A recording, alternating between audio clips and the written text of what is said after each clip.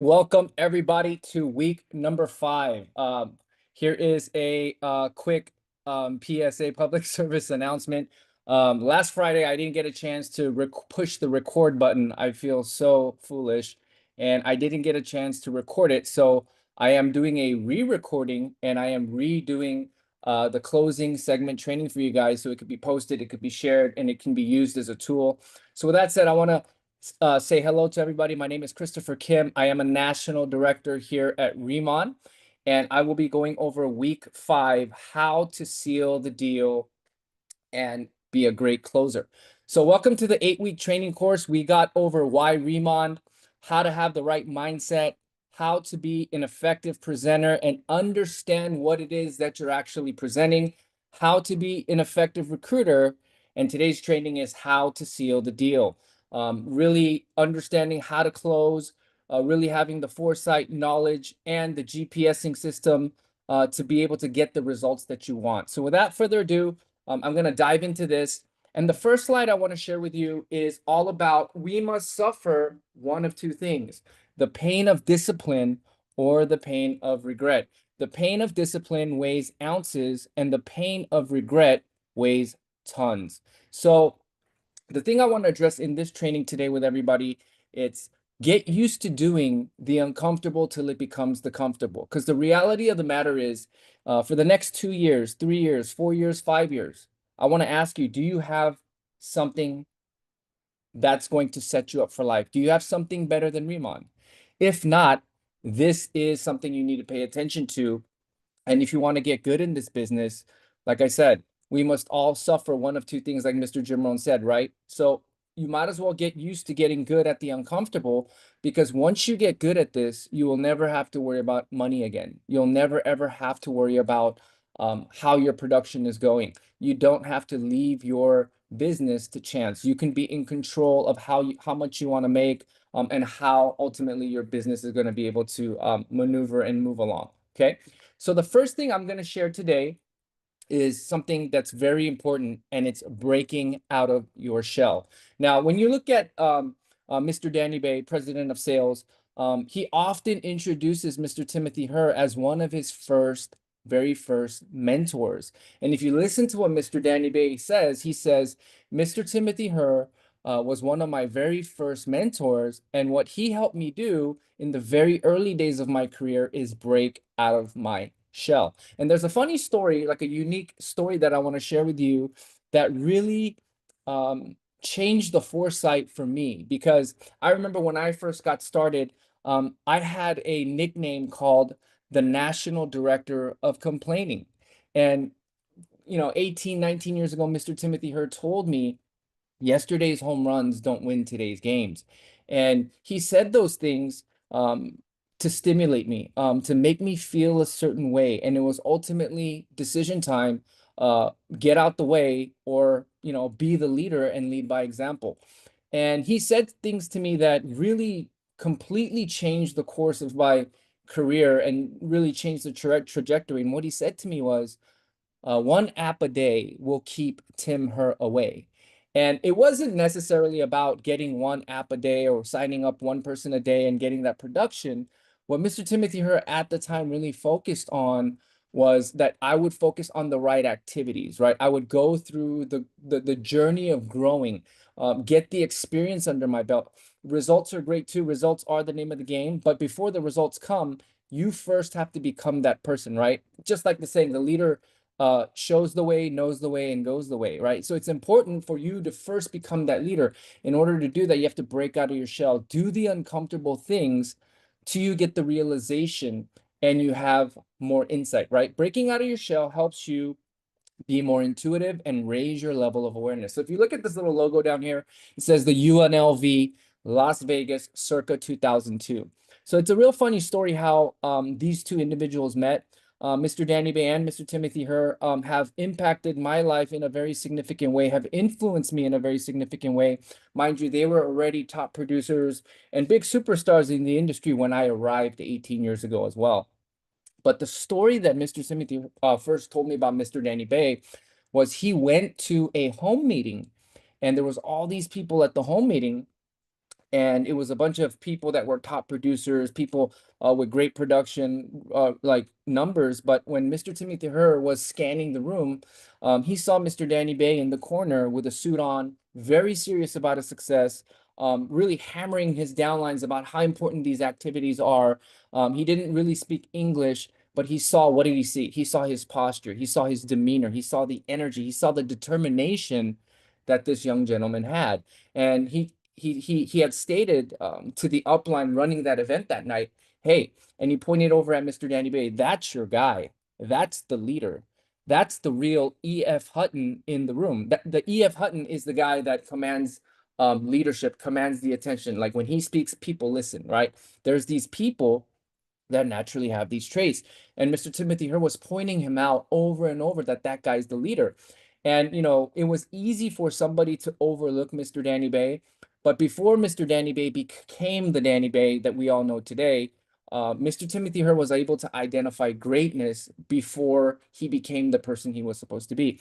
And the reason why I want to share this with you is Mr. Timothy Herr is like the Yoda, like the GOAT. He's been doing this 30 years. You know, he developed people like myself. He's developed people like Mr. Danny Bay. He's developed people like Miss Betty Perez. But he has this foresight.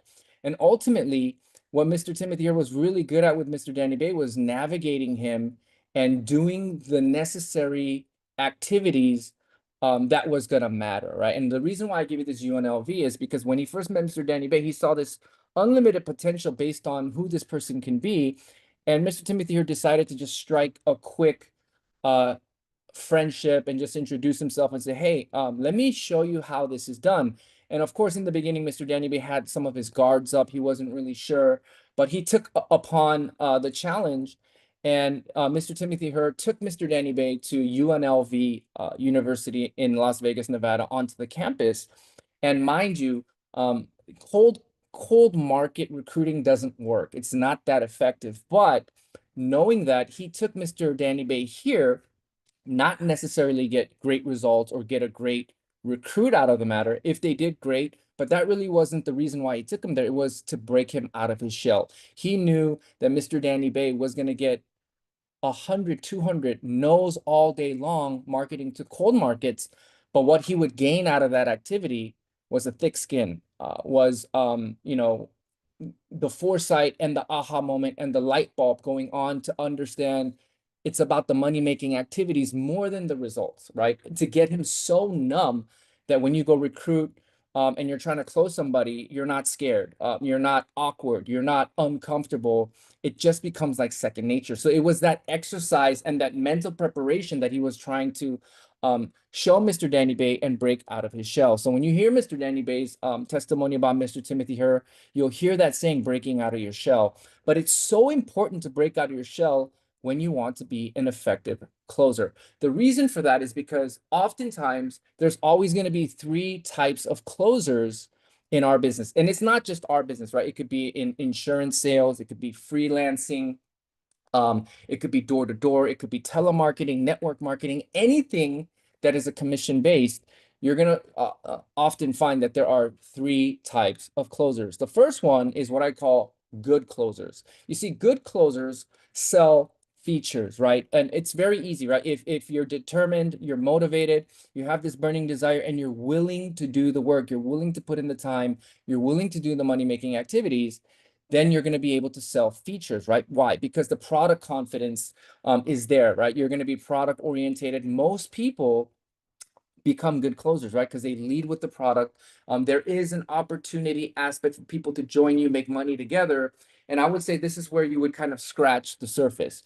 But as you start to move along and mature in the business or age like fine wine, as I would say, you start to evolve and become a great closer. And great closers are able to sell outcomes. What I mean by this is they become leaders. They're often duplicatable. They're consistent, persistent. There's a saying, right? If you're persistent, you'll get it. And if you're consistent, you'll keep it, right? And these types of leaders that often turn into great closers are system driven. They're very, very detailed and emphasize the duplication of the business.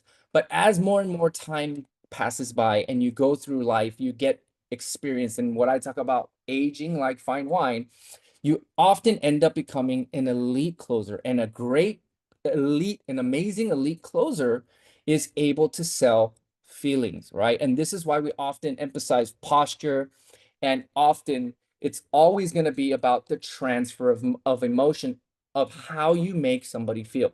Now, this little picture right here is a movie from the 90s called Glengarry Glen Ross. But what makes this so compelling to me, and the reason why I put this picture up here, um, now I have to give you a warning. This is a parental advisory movie, a rated R movie. It's not suitable for kids to be around to listen to this, but you can go on YouTube and go find the clip for yourself. And it's very aggressive.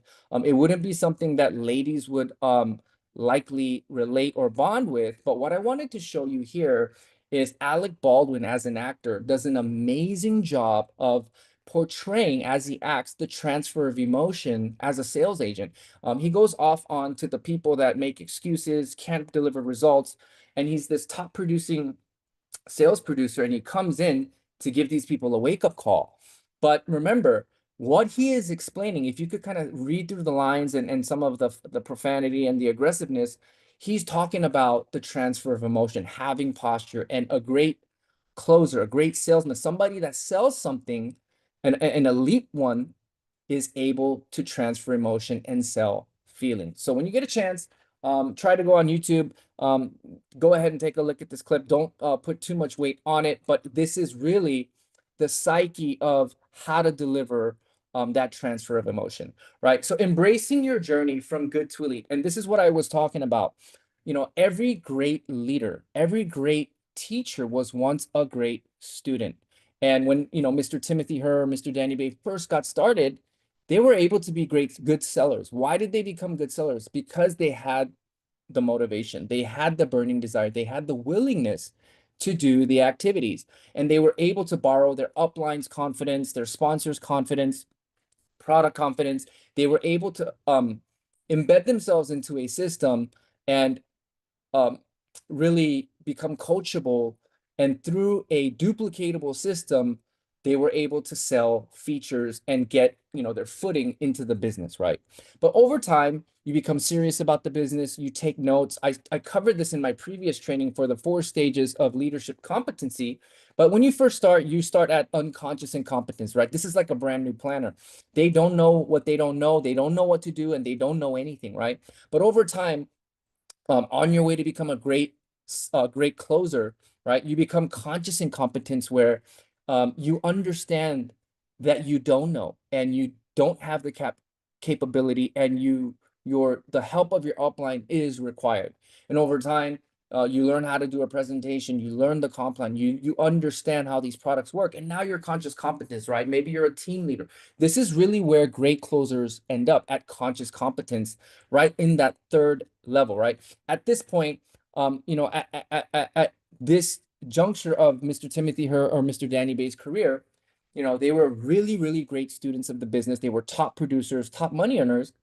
And if you look at this picture right here of Mr. Timothy Herr, this is a picture of Mr. Timothy Herr winning a competition and receiving an S500 Mercedes for the first time, getting his trophy by his mentor. So if you look at this picture to the left, there is a gentleman standing next to Mr. Timothy Herr. This gentleman is also like a first generation icon of our industry. He actually mentored Mr. Timothy Herr. He mentored Mr. Danny Bay in the early days. I also had a chance to be mentored by this gentleman for about 6 months in the later last stretch of that company we were all together with.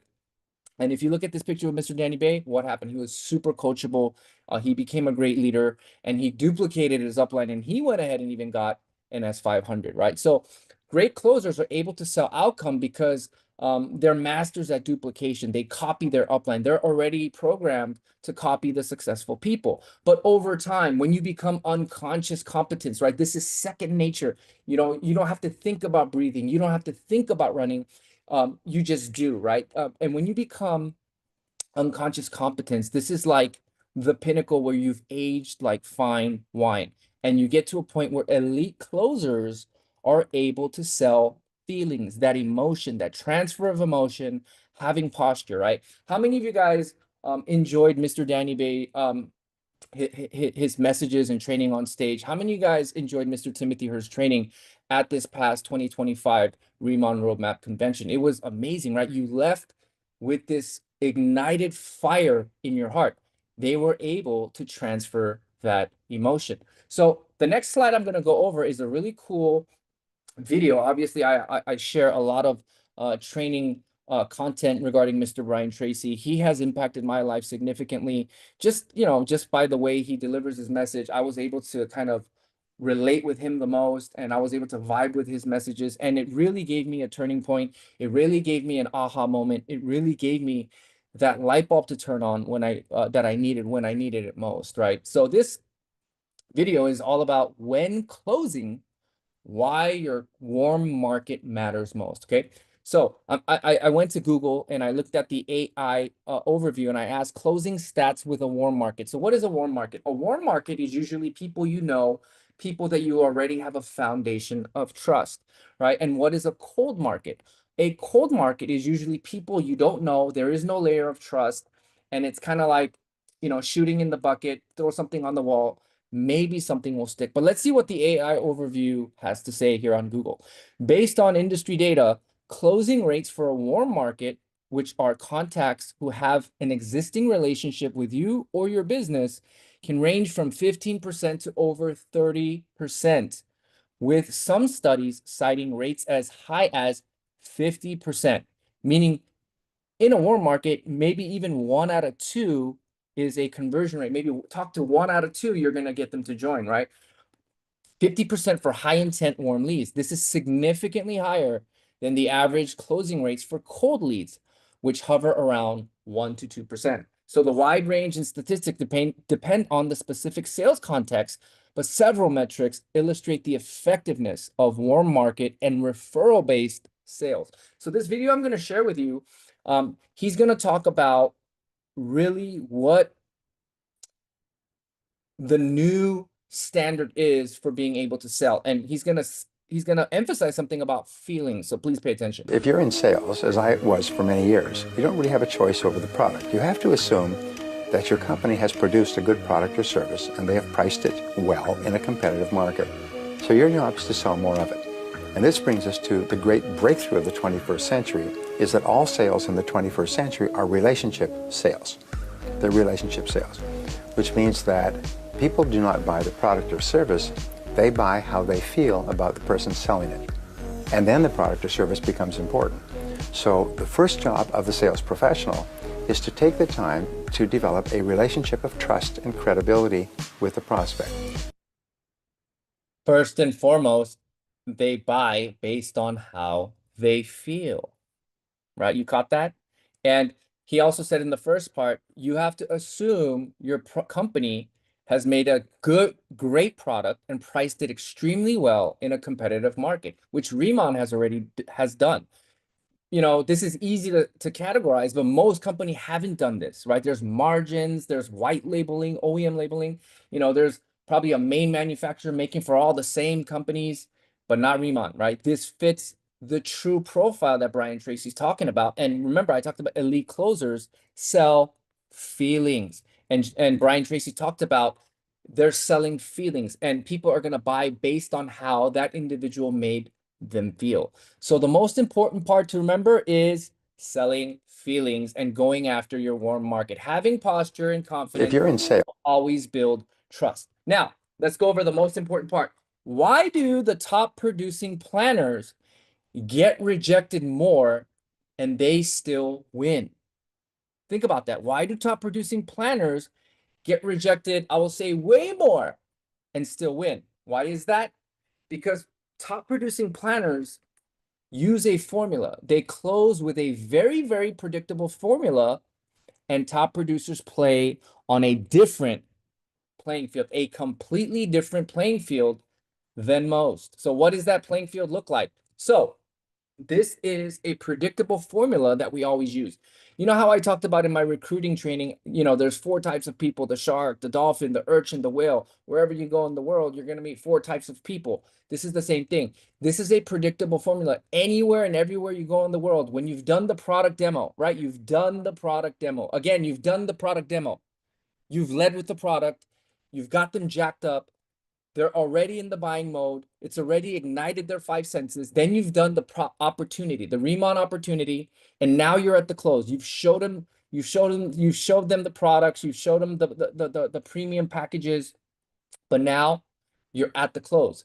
This is the six-step formula that I often apply. Now, in a perfect world, 1, 2, 3, 4, 5, 6, yeah, but it's not a perfect world, right? Sometimes you're gonna go step 1, step 3, step 4, step 2, step 5, step 6. Maybe you'll do step 1, step 5, back to step 2, and then step 6. Or sometimes you might just start step 1, step 2, completely bypass everything and go straight to step 6, which is receiving the payment. You just never know, right? Different strokes for different folks, right? But usually, all across the board, this is a simple formula psychologically that I would like you to follow. So step 1, you start by asking a closing question, right? Did you see a way? And you want to correlate that to some of the hot buttons, right? Family, occupation, recreation. What's your motivation? Be quiet and listen. Stay absolutely quiet. Now, step 2, after a moment, this could be maybe 45 seconds, a minute or two. Then you want to go into step 2 for the assumptive close, meaning fill out their application for them. Expect that they're going to start, because by what you're doing psychologically is you're going to start a leaning forward motion, being the leader, and they're going to automatically follow you. Like, the best analogy I can give you is like if you see a herd of sheeps, right? And in order for them to leave the cage, they have to go through this one hole, right? They're not going to go through the hole. What's it going to take? It's going to take the shepherd or the lead dog to first go through the hole first. And what's it going to take? It's just going to take that very first one sheep, the first sheep, to go through the hole. And once they go through, all of them follow through, right? Just like that. It's about you as the leader having the assumption they're going to start with an assumption close. Here, let me fill out your application for you, right? You send them the link and you fill out give me your legal name. What is your date of birth? What's your address? What about shipping address? You do it for them, right? And once you get to the assumptive close, you're going to end up at step 3, which is isolate the objection, right? At this point, you're going to see body language. You're going to be maybe seeing uncertainty, not necessarily a no, uncertainty, or maybe a hesitation. At that point, at step 3, it's important to have posture, confidence, sense of urgency, lead with honesty and full disclosure, but a slight fear of loss, right? And really good closers move along straight to step 4 really quick and move to the I know how you felt, I know how you feel, I felt the same way, but what I found out, right? Feel, felt, found. And here's what I found out. And they start to relate really fast, right? When you relate, this is going to alleviate questions. It's going to alleviate doubt. And then this is the time when the objections start coming out. When you're starting to create that cushion, you're making it comfortable for them to start asking questions. People will be afraid to not join you if they know you know where you are going. If they are still there, it means they want in. Convince me again. Keep going for the close. Now, what this means is when you get a real no, you're going to know it's a no, because they're going to get up, they're going to cut you up, they're going to shut it down, shake your hand, be cordial, thank you for your time, and they're going to leave. And that's okay, because not everybody's going to get started. But you know what? Being rich ain't for everybody either. Being successful isn't for everybody either. It's for the people with an open mind, willing to take the action, right? So on this objection part, just remember, have the posture. But I'm going to get into more details when it comes to the overcoming objections later on into this training. And when we get to step 6, automatically assume that they will pay, receiving the payment. Ask Visa, Amex, or MasterCard. And again, stay quiet. Stay quiet. I'm going to really go into detail about why we're staying quiet. And then you go for the close and assume they're going to start. Have posture.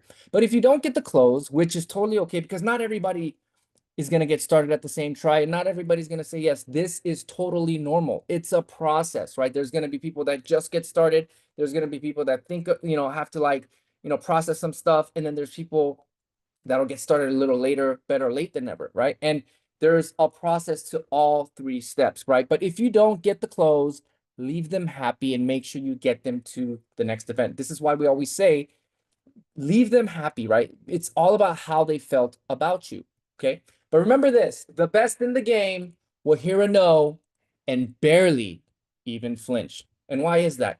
It's because average salespeople tie their confidence literally to the outcome, right? It's that emotional roller coaster I was talking about, right? And it's because maybe you're conscious and not possible. You know what's going on, but you're not capable. You know, or maybe you're at a place where you're getting to, you know what's going on, and you're getting to the point where you're now becoming competent. You're able to do things, but most, unfortunately, will hear a no and immediately lose confidence. Most are inconsistent and lack the discipline. But let me tell you what the top planners in this company are doing. Think about it. We're in the same company. We sell the same product under the same guidelines of the pay plan. We all have the same 24 hours in a day. But how and why is it some have different results and are doing better?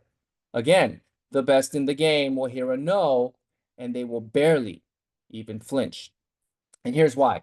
The top planners in our company are solely focused on doing the right steps in the sales process over and over and over and over and over, no matter the results. Did you hear what I said? Let me say that again. The top planners are focused, the top producing planners are focused on doing the right steps in the sales process over and over and over, no matter the results. So what does this mean? These individuals actually fail way more than most will even try. They take more shots than everyone combined, assuring that the law of averages will work in their favor. Do you get it? What this means is the top producing planners, they are literally playing on a completely different playing field than most. Okay. They're not really interested in the yeses or the nos. Some will, some won't. So what? Who's next? Right?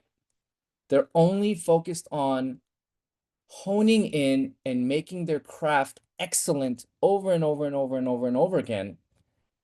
And just having the mindset of sorting and being able to gauge where the temperature is, rather about when they're going to start now, a little bit later, or a little later into the future. Okay.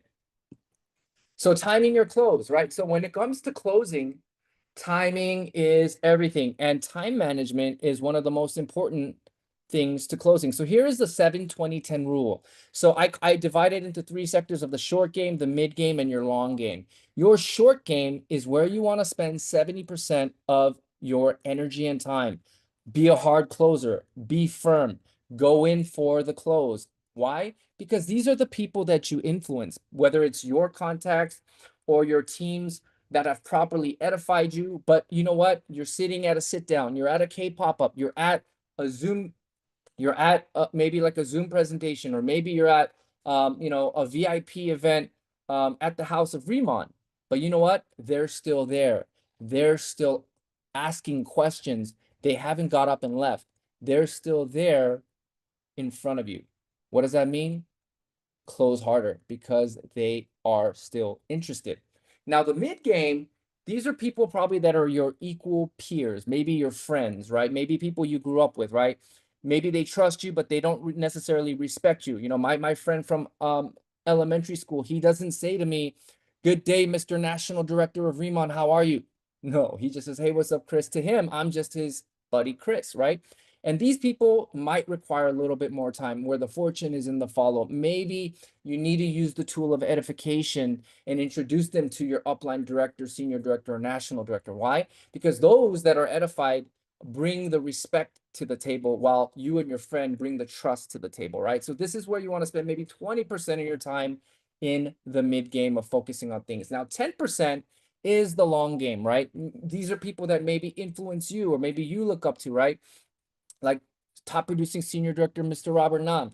He often says it took me 8 months to recruit him, right? On the 8th time, he said yes, right? So in the meantime, what did I do? I still focused on my business. I focused on the short game and the mid game, while I still did the checkup on the long game and follow up after follow up. So make sure you guys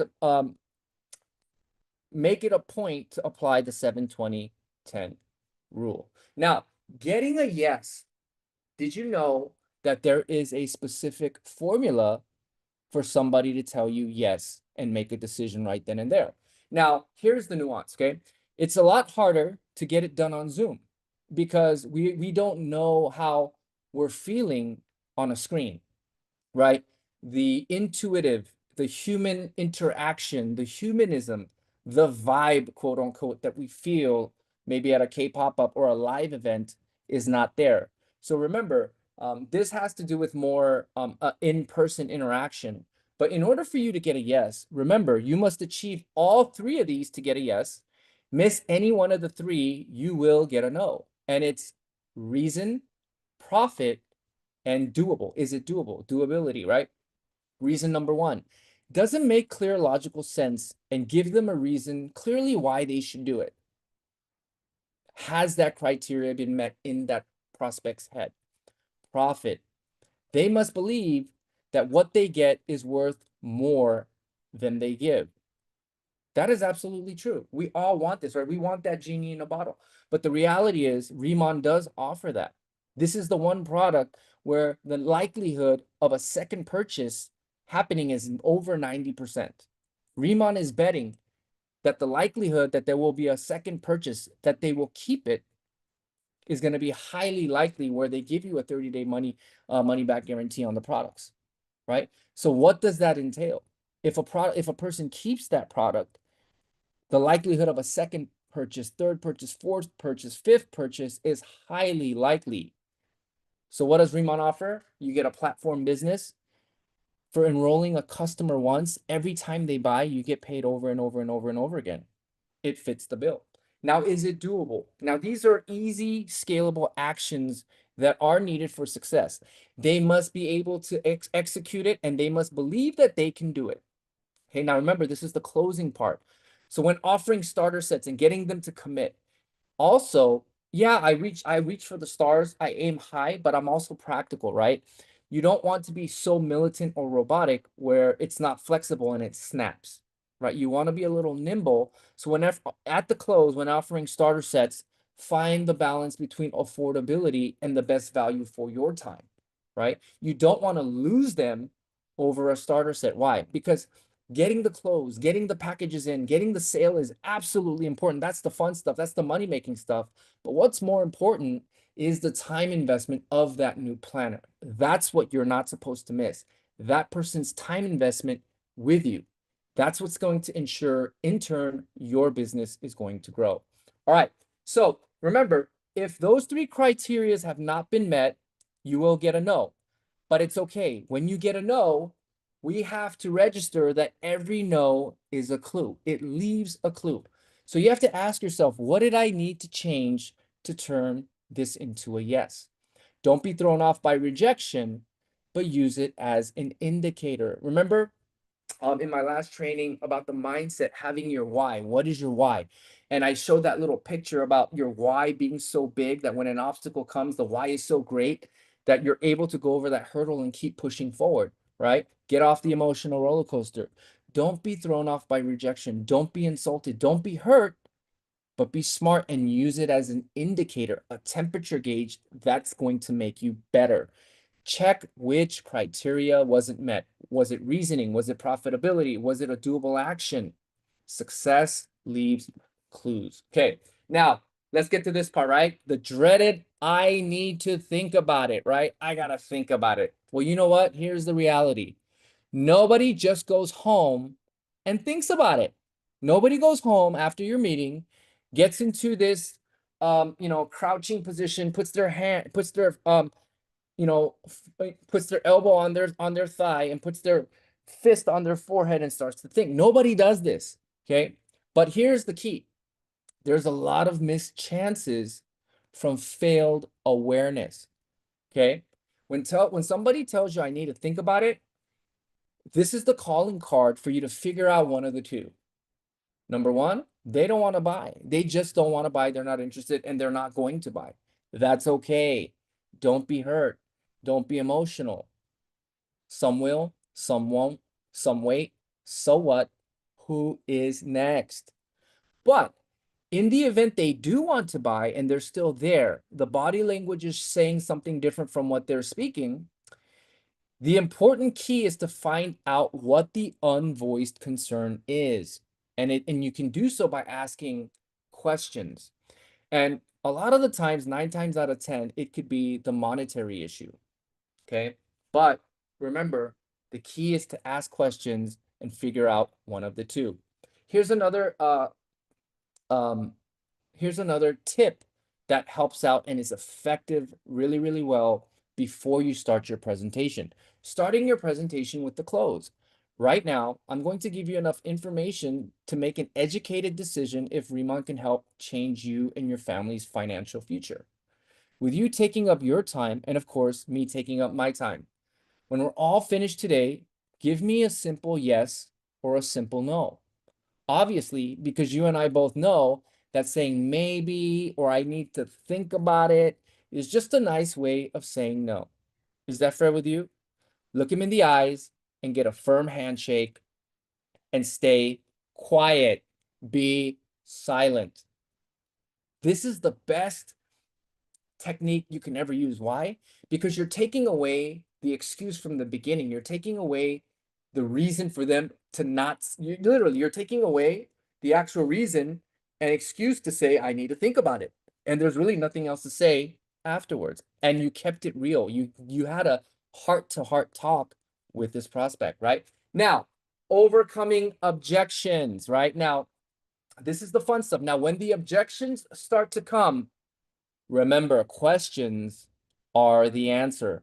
Secret to overcoming objections. You want to welcome these objections. So these are the 6 reminders.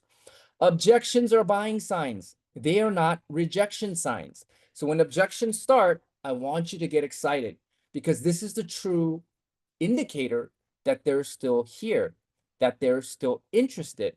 But all they really want is for you to remove that fear. Now, fear is an acronym, FEAR, false evidence appearing real. False evidence appearing real. You as the sponsor, you as the expert to the prospect, your job is to remove the fear. And that's why we want to welcome objections. You want to remove the false evidence appearing real. Objections are a natural process in the decision-making process. Did you hear that? It's a natural process in the decision-making process. Give us knowledge. It gives us knowledge on where to spend more time. Okay? An objection is simply a sign that the person is seriously interested. They just need the false evidence appearing real to be removed.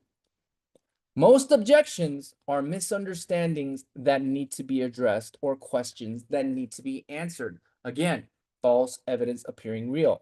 You want to welcome objections. These are the true buying signs. As you see, Jeb Blount, he's a very famous author. Mr. Timothy here loves this book. He has extensively studied objections. And in this book, this is what he's talking about. When the objections start, that is the buy signal. And when you address all the objections, guess what? There are no new objections. After that, it's easy to move forward. They're not going to keep coming up with new ones. Once it's addressed, it's all positivity downhill from there. Okay. Repeat the objection, right? So tell them, is this what you're concerned about? Is this what you're worried about? Is this what your concern was? Jump on their side, become an assistant buyer, and help navigate through the negativity, right? And also, here is another technique, taking it away. So why do some people buy more or insist on joining when you tell them not to? Why do they all of a sudden flip and insist on joining or insist on even buying? Let me tell you why. Reverse psychology in sales, it actually works. The quote unquote, maybe it's not for you, or maybe some other time we could do this another time, quote unquote. When you take it away, there is a psychological shift that happens. Something absolutely powerful happens. What is it? The pressure to buy is removed immediately. That pressure, the fear of wanting to run away, immediately subsides. So what happens? The actual point of view completely flips. Subconsciously, They justify why it's a great purchase or a commitment or why they need it, right? Suddenly now it feels valuable and needed. So ultimately, nobody wants to be sold, but everybody loves to buy if it's their decision. How is that so true? I can totally relate with that quote. Now, when we get to the payment, this is the fun part, guys. Payment. State it clearly and stay silent. Just be quiet. It is decision time. This is prime time, go time. See, most tend to panic in the silence, right? They say, like, you could cut the silence with a knife and you can hear it, right?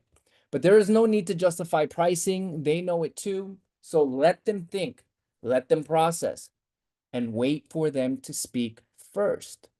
Because if you have the posture, you're confident about your price and the value you bring, your customer, your future planner, they're going to be confident about the purchase, right? So on the bottom, look at these two pictures, right? There is a Girl Scout cookie stand and there is a cashier. Let me talk about the Girl Scout cookies, right? When we talk about coming in with posture, this is what mindset I would like you to have. Think about the last time you bought Girl Scout cookies, right? They asked you to buy a box or two. When you bought that Girl Scout cookie, remember, you didn't think twice. You just bought it. You picked out maybe the chocolate chip mint cookie or the caramel coconut cookie, the ones, whatever your favorite one is, or the vanilla cookie. You didn't think twice and you just bought it, right? And when those girls sold it to you, they weren't scared to ask you to pay. They weren't scared to ask you to pay. So let me tell you about this dynamic here. When I talk about affordable luxury and K-beauty, the reason why most women fret in buying cosmetics is because they don't want to drop 3, 4, 5, 600 bucks on a face cream, let alone maybe have to go to their spouse and get some permission. And then, maybe they bought it and it didn't work. And then now they're out $500, $600. But when it comes to affordable luxury K-beauty, a population of 50 million people, the dermatology cream sold 40 million and it's $60, 30-day money back guarantee. Your customer, your consumer won't think twice and they'll just buy, like Girl Scout cookies. It's going to be such an easy sale. And in that journey, you're going to grow. You're going to understand. You're going to have a realization on how to do this business, an aha moment, right? And again, these Girl Scout cookie sellers are not scared to ask you for your money. This cashier, when you're checking out, she says, Visa, Amex, or MasterCard, how would you pay? How would you like to pay cash? She is so natural and confident in asking you for payment. I want you to have a cashier's confidence. As a matter of fact, that's the posture. That's the confidence. That's the confidence that planners are going to buy into and make that decision because they felt like they could trust you and you can take them where they want to go. Remember this. So remember that yes is not a goal. It is an outcome. In the beginning, it is a goal to get the yes, right? We want to get the yes, right? But also, it's all about getting the outcome with prioritized knowledge and strategy. And when you apply the right actions, the right formula, the decision comes naturally when you focus on the right actions, right? Remember, the formula in getting a yes are these three criteria met: reason, profit, and doability. And also, when I get to the close, am I prioritizing the 6-step formula in closing, from getting everything out the way, presumptive close, asking a closing question, cushion, overcoming the objections, and signing the application for them and putting in the payment info for them and welcoming them to the team. So these are really the formulas you need to focus on. The decision will come naturally when you focus on the right actions. So these are some of the quick start bullet points to how to close. Have posture, be confident, have a sense of urgency and fear of loss, because those that know where you're going will be scared not to follow you. Have the application ready. Be ready to send your enrollment link. Be ready. Always expect the premier starter set.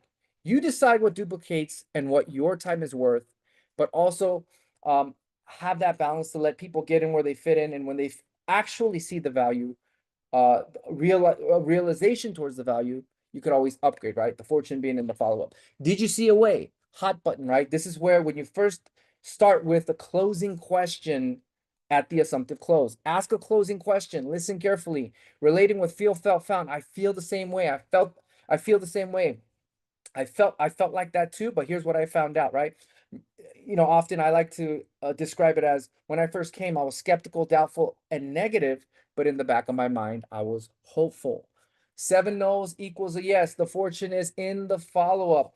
15% of people that do more than 7 follow-ups get 75% of the entire production. Fill out their application for them, right? Do the enrollment link with them. They're going to feel more confident, you know, feeling like there are no errors. You're removing the fear. People will be afraid not to join you if they know you know where you're going. If they are still sitting there, remember, they want in. If they're a no, they will clearly let you know, tell you have a nice day, and ask to be excused.